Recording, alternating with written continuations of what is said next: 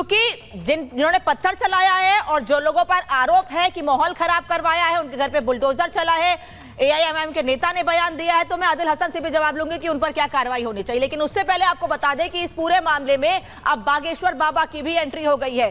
छतरपुर घटना पर धीरेन्द्र शास्त्री ने चेतावनी दी है और चेतावनी देते हुए कह रहे हैं कि गलत करोगे तो छत घर से जुदा हो ही जाएगा। पंडित धीरेन्द्र शास्त्री ये कह रहे हैं, वो कह रहे हैं कि कानून के रखवालों पर हमला बेहद निंदनीय है, लेकिन ये निंदा किसी विपक्ष के नेता को नहीं दिख रही है। उन्हें सिर्फ वो बेचारे लोग दिख रहे हैं जिनके घर पे बुलडोजर चला है, जिन्होंने पत्थर चलाया है पुलिस वालों पर। भारत को बांग्लादेश ना बनाने की अपील की है बागेश्वर धाम के बाबा धीरेन्द्र शास्त्री ने, पंडित धीरेन्द्र शास्त्री ने। वो ये कह रहे हैं कि नाम के आगे हिंदू लगाने की अपील की है, कि लोग अपने नाम के आगे हिंदू लगाएं। बाबा बागेश्वर ने आज मीडिया से बातचीत करते हुए ये बयान दिया जब उनसे ये सवाल किया गया। वो क्या कह रहे हैं सुनिए।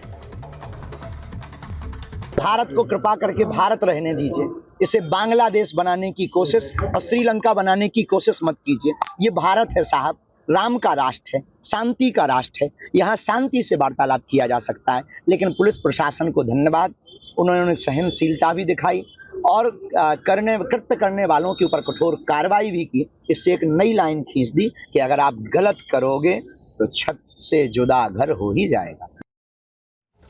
आदिल हसन बाबा बागेश्वर कह रहे हैं इसे हिंदुस्तान रहने दीजिए, बांग्लादेश मत बनाइए इसको। सुना आपने? असल बात उनको था मैंने बहुत अच्छे से सुना। उनको ये जानकारी नहीं थी कि उसी बांग्लादेश की शेख हसीना को प्रधानमंत्री इस्तकबाल के लिए सिक्योरिटी एनएसए को भेज दिया था, डोवाल साहब को। अब बड़े बड़े अधिकारी मिलने गए और बांग्लादेश से पहले उड़ के आई तो भारत ने उनको शरण दिया।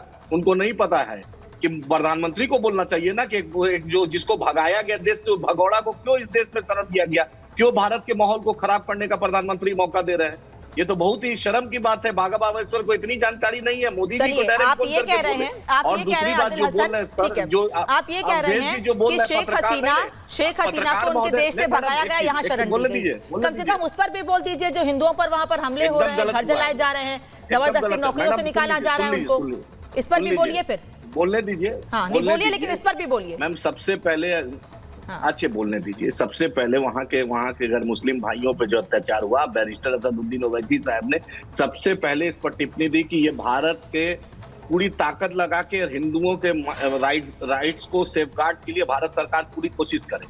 और अवधेश जी जो बोल रहे हैं पत्रकारिता और बीजेपी की दरबारी करें, तो रांची में जो भाजपा की युवा मोर्चा की रैली हुई उसमें पत्थर जला, तो अवधेश जी का चश्मा जो थोड़ा सा लगता है गड़बड़ा गया है, कैटरेक लगता हो गया, इसलिए दिख रहा नहीं है रांची की पत्थरबाजी। उनको ये नहीं दिखा कि बीएचयू के रेप कांड में तीनों भाजपा का आईटी सेल और भाजपा और आरएसएस से जुड़ा था। अवधेश जी को वो नहीं दिखा, क्योंकि भाजपा की दरबारी जो इतनी बढ़ जाती है तो दिलीप मंडल को मिला है अभी मेंबरशिप, तो शायद अवधेश जी सोचते हैं कि लाट टपक रहा होगा कि कुछ मुझे भी मिल जाए। अब बीजेपी का जो अंकिता भंडारी में डीजल खत्म हो जाता है, उन्नाव पे खत्म हो जाता है, हाथरस पे डीजल खत्म हो जाता है, और राधिका जी तो 9 साल 9.5 साल कांग्रेस के लिए बचाव कर रही थी, बैटिंग कर रही थी। वही राहुल गांधी को तुम ही हो माता, वही प्रियंका गांधी को तुम ही हो माता, तुम ही हो पिता का चालीसा पढ़ रही थी। अभी 15 दिन 20 दिन पहले हृदय परिवर्तन हुआ है राधिका जी का, तो इतना याद आ रहा है। 9.5 साल आप कांग्रेस में रही हैं और बाजाप्ते टीवी पर आती थी मैडम। 22 साल उस वक्त मोदी जी का नहीं दिखता था, सब कुछ दुरुस्त करके आइए। 22 साल दिखता था उस वक्त, मोदी जी का विकास नहीं दिखता था। आधा अधूरा ज्ञान अच्छा नहीं है। पढ़ाती थी ट्रेन पर, उस पर टीवीओ पर कांग्रेस चालीसा पढ़ाती थी। रातों रात हृदय परिवर्तन हुआ, तो अब इनके हृदय परिवर्तन नहीं जाएंगे। आप पूछिए कि योगी आदित्यनाथ जो 16 लोग लखनऊ की लड़कियों पे जो अत्याचार हुआ था, उसमें 2 नाम क्यों लिया, क्यों नहीं बुलडोजर चला, क्यों डीजल खत्म हो जाता है। सिंगर पर चितमेनन का, चलिए आपने 2 लोगों का नाम लेके बात कही है, बीजेपी के आपने जिनका नाम लेके बात कही है मैं उन्हीं से जवाब लूंगी। अवधेश जी और राधिका खेड़ा, अवधेश जी और राधिका खेड़ा, रुकिए अवधेश जी आ रही हूँ। राधिका खेड़ा पे उन्होंने कुछ पर्सनल कमेंट किए हैं, पहले मैं उनका जवाब लूंगी, फिर आ रही हूँ अवधेश जी।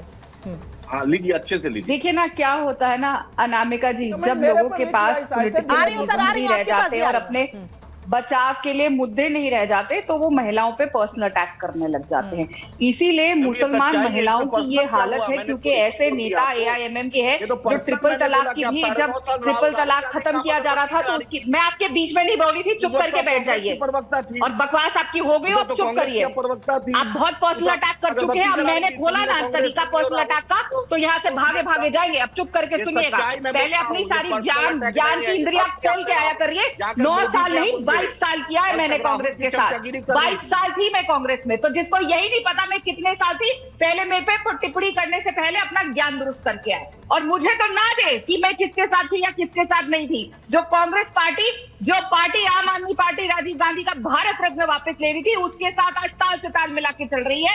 आज उद्धव ठाकरे के साथ ताल से ताल मिला के चल रही है, आज समाजवादी पार्टी के साथ ताल से ताल मिला के चल रही है, जो लगातार ये कहती थी कि कांग्रेस पार्टी अपने विरोधियों पर ईडी और सीबीआई भेजती है। तो वो लोग मुझे ज्ञान ना दे। आज अब आती है बात कि क्या हो रहा है। मैं फिर बोलूंगी, जैसे ही कोई महिला अपनी आवाज उठाती है या न्याय के लिए बोलती है, तो जैसे ही एआईएमएम की प्रवक्ता है ना, ऐसे ही कई और लोग भी महिला को अटैक करते हैं। इसीलिए महिलाओं के साथ आज जो स्थिति है देश में इतनी भयानक है, क्योंकि ऐसे नेता, ऐसे प्रवक्ता आज भी देश के अंदर है, ऐसे आदमी आज भी देश के अंदर है, जिसकी वजह से महिलाओं की ऐसी स्थिति है। क्योंकि वो सोचते हैं कि महिला पे आओ, अगर हमारे पास कोई पॉलिटिकल बात नहीं रहेगी तो महिला पे पर्सनल अटैक कर दो। लेकिन मैं वापस आ रही हूँ, ये सब करने से ये बात नहीं छुप जाएगी कि ओवैसी साहब की पार्टी सिर्फ तभी बोलती है जब किसी मुसलमान के घर पे बुलडोजर चलता है।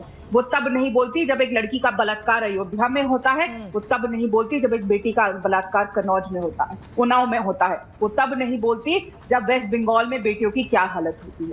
अब ये जो राजनीति है ना, ये देश को सैकड़ों साल पीछे लेकर जा रही है, जो हर बात को क्यों नहीं बोलते हैं वरुण पुरोहित? जवाब मुजरिम का कोई धर्म नहीं होता, बलात्कारी का कोई धर्म नहीं होता, जो पुलिस पे पत्थर फेंकेगा उसका धर्म नहीं देखा जाता है। आप लोग हर चीज धर्म के चश्मे से देखते हैं, तो मैं भी इसका मतलब ये नहीं है कि हर इंसान धर्म देखता है।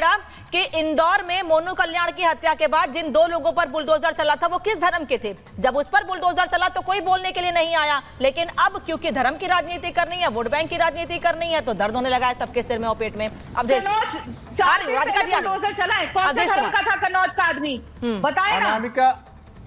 अनामिका ने बीच में नहीं जी बोलिए। अनामिका, ऐसा है कि आपको टोकना चाहिए था जो व्यक्ति एमआईएम के प्रवक्ता बने हैं। सर मैं चाहती हूँ कि जो आप पर जवाब दिया है, मुझे मैं चाह रही थी, लेकिन मैं चाहती हूँ कि उन्होंने आप पर बोला है, आप पर बोला है, आप बेहतर जवाब दे सकते हैं उस पर। नहीं, सुनो, नहीं, मेरे पर बोला है तो मैं इसके लिए नहीं बैठा हूं ना कि ये आदमी मुझे जानता नहीं है। जितनी इसकी उम्र होगी, उससे ज्यादा मेरा देश में जो है सामाजिक और पत्रकारीय जीवन है। मेरा यही स्तर है कि कोई पर्सनल करे और उस पर मैं करता रहूं। जिस आदमी की इस देश में कोई हैसियत नहीं है, जो केवल एआईएम के प्रवक्ता के रूप में यहाँ बैठा हुआ है, वो कुछ भी टीवी पर बोल दे और हम लोग बोलते रहें, इसकी औकात है बात करने की। अगर फोन करेगा तो आदमी मिलेगा नहीं, बदतमीजी आप भी मत बोलिए ना। देखिए मैं मुझे जानता नहीं, हम लोगों को दरबारी कह रहा है, लेकिन ऐसे मत बोलिए सर। आपने कहा आप सम्मानित है, हमारे लिए आदिल हसन उतने ही सम्मानित है जितने आप हैं, लेकिन गलत शब्दों का नहीं, सुनो, नहीं, फिर अगर आप सुनो अनामिका, सुनो, मैं इस प्रकार से डिबेट नहीं, अगर कोई आदमी, सुनो, दोनों को समान अगर आप मानती हो, नहीं, सुनो, कोई एक व्यक्ति किसी के साथ अब किसी के अपमानजनक भाषा बोले, आप कहो कि दोनों सम्मानित है। आपने सुना है क्या बोला है उस आदमी ने?